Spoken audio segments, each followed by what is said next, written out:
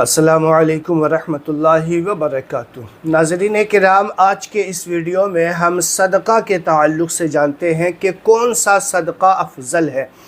सदक़ा हमें अनाज का देना चाहिए, गोश्त का या दाल का या कोई और चीज़ का जो राशन वग़ैरह में इस्तेमाल होते हैं, या फिर हमें पैसा वग़ैरह देना चाहिए। कौन सा सदक़ा हमें देना चाहिए, आज के इस वीडियो में आपको बताऊंगा इंशाअल्लाह सदक़ा देने का तरीक़ा और कौन सा सदक़ा अफजल होता है, किस तरीक़े से हमें सदक़ा देना चाहिए, सदक़ा की फ़ज़ीलत क्या है। ये सारी बातें आज के इस वीडियो में आपको जानने को मिलेगी। आपसे गुजारिश है कि वीडियो पूरा वॉच कीजिएगा। दोस्तों, मैं मोहम्मद वसीम, आप देख रहे हैं ज़लज़ला वसीमी।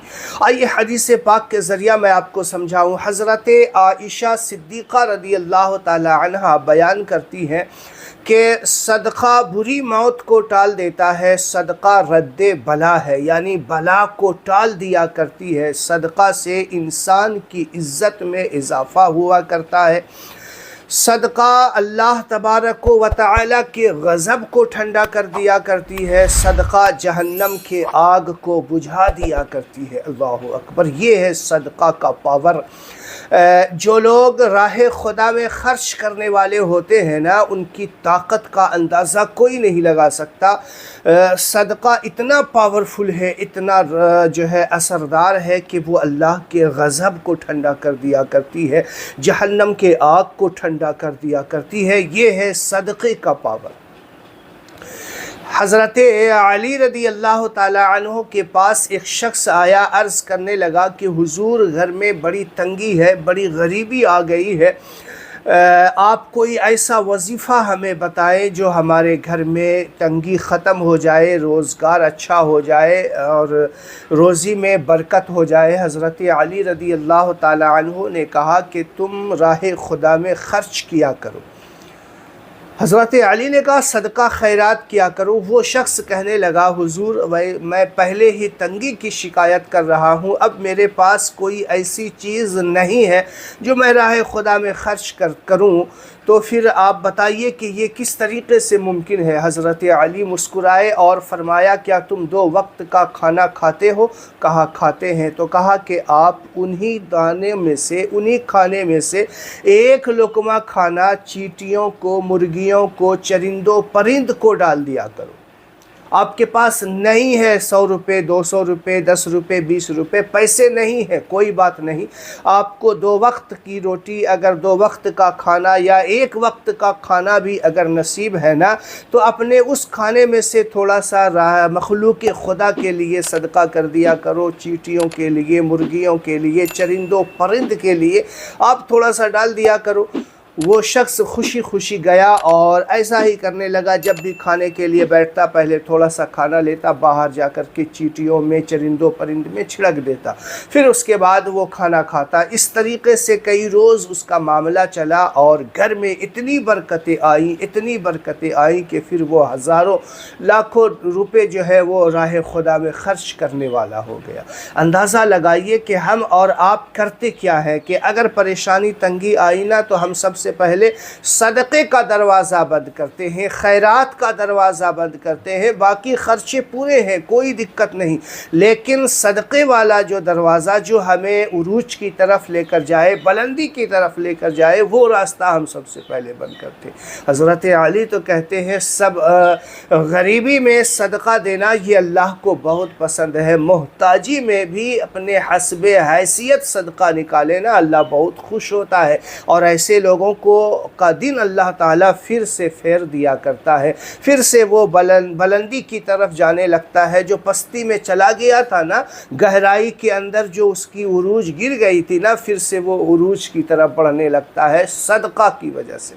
अब सोचिए आप, अब बताऊँ मैं आपको, बहुत सारे लोग जो है क्या करते हैं कि गोश्त का सदका देते हैं। बहुत सारे लोग अनाज का, दाल का, चावल का सदका दिया करते हैं। और जो लोग बीमार है, उसे किसी और चीज़ की ज़रूरत है, تو آپ اسے گوشت دے رہے ہیں، گھر میں بیماری ہے، بچہ بیمار ہے، اسے ضرورت ہے دوائی کی، اسے ضرورت ہے پیسے کی کہ اس کا علاج کیا جائے، آپ اس کے گھر میں گوشت بھیجیں گے تو بتائیے یہ کس طریقے سے مناسب ہوا، ہے نا؟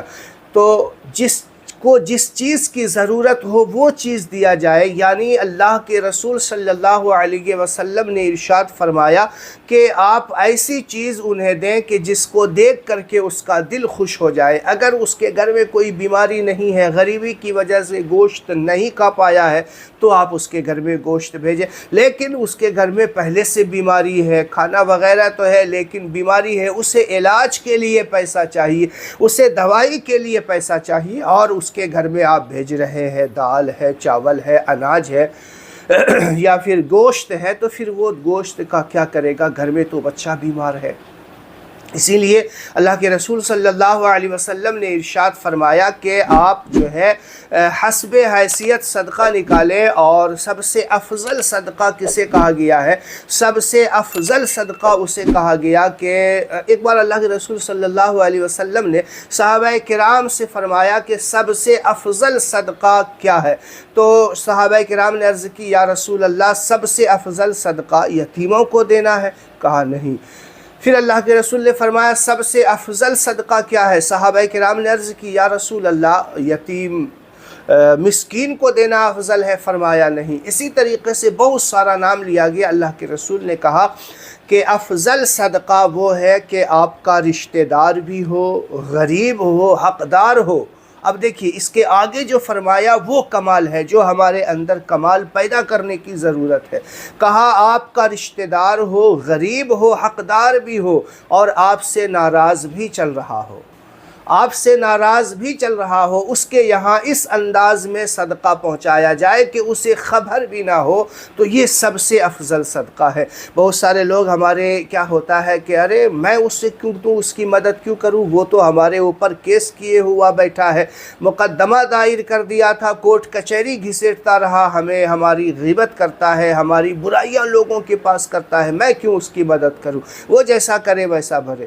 ایسا ہوتا اللہ کے رسول نے کہا سب سے افضل صدقہ ہی تو وہی ہے جو غریب بھی ہو، رشتہ دار ہو، حقدار ہو، اور آپ سے ناراض بھی ہو، اس تک ایسی جگہ سے پہنچایا جائے کہ اسے خبر بھی نہ ہو کہ میرے فلاں رشتہ دار نے جس سے میں ناراض ہوں، جو مجھ سے ناراض ہے، وہ بھیجا ہے۔